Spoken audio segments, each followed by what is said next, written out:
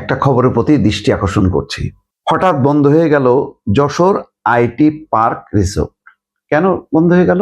এই প্রতিষ্ঠানের যেই উপর প্রথম আলোর যে রিপোর্ট বলছে এটা লাভজনক প্রতিষ্ঠান। এটা আগে একটা লস প্রজেক্ট হিসেবে ছিল, কিন্তু যেই কোম্পানিকে এটি পরিচালনার দায়িত্ব দেওয়া হয়েছিল তারা এটাকে লাভজনক পর্যায়ে উন্নীত করার পরে এখন সেখান থেকে চুক্তি বাতিল করে নতুন প্রতিষ্ঠানকে দেওয়া হচ্ছে, বা চুক্তিটা আর নবায়ন করা হয়নি।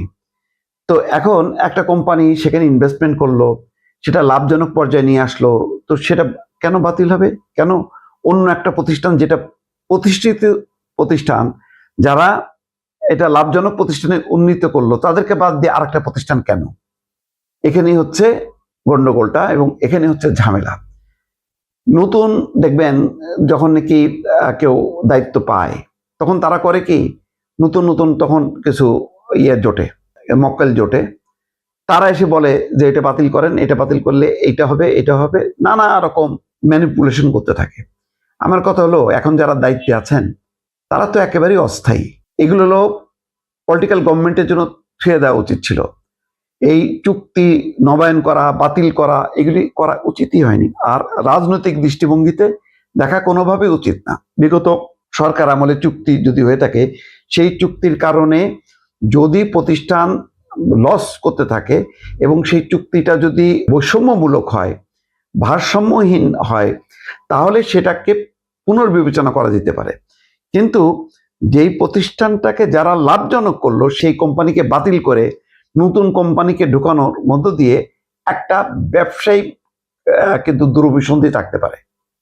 এখানে কোনটা ঘটছে আমি জানি না, কিন্তু রিপোর্টটা পড়ে আমার যেটা মনে হলো, যে যেভাবে বাতিল করা হলো, যেভাবে অন্য একটা কর্তৃপক্ষের কাছে তুলে দেওয়ার পায়তারা করা হচ্ছে, এটা কোনো ভালো লক্ষণ না।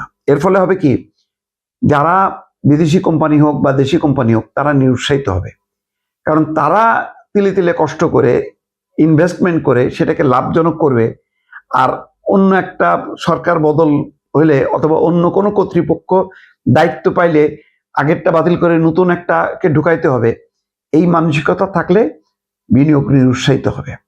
এবং এইটা কোনোভাবেই আমি বলবো যে এটা উচিত না। আমি নিজেও এই প্রতিষ্ঠানে গেছি, থাকতে না, আমি দেখতে, আমার কাছে মনে হয়েছে যে 3 তারকা মানের যশোরের স্ট্যান্ডার্ডে খুবই চমৎকার একটা প্রতিষ্ঠান, যেখানে ওই অঞ্চলে যারা বিদেশিরা যায়, বিভিন্ন এনজিও বা অন্যান্য প্রতিষ্ঠানের বা ভারত থেকে যারা যে বিদেশিরা আসে, তারা খুব নিরাপদ বোধ করে এই প্রতিষ্ঠানে থাকতে। এর মান সেই পর্যায়ে উন্নীত হয়েছে। সেই রকম একটা, তাদেরকে উৎসাহিত না করে তাদেরকে বাতিল করা কেন, তাদেরকে বের করে দেওয়া কেন? এটা কোন ধরনের নীতি মধ্যে পড়ে? এটা আমি মনে করি যে অবশ্যই এটা উচিত না। কারণ একটা প্রতিষ্ঠিত কোম্পানি, একটা প্রতিষ্ঠিত সেটআপ, সেটাকে ডেভেলপ না করে সেটাকে বের করে নতুন আবার একটা সেটআপ ঢুকানো, তারা বরং অন্য কোনো, তাদেরকে দায়িত্ব দেওয়া হোক অন্য নতুন কোনো জায়গায়, যে তোমরা সেটাকে ডেভেলপ করো।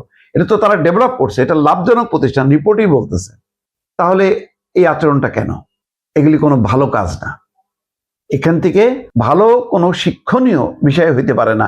আর এই পলিসি যদি চলতে থাকে, এটা ডিজাস্টার হবে।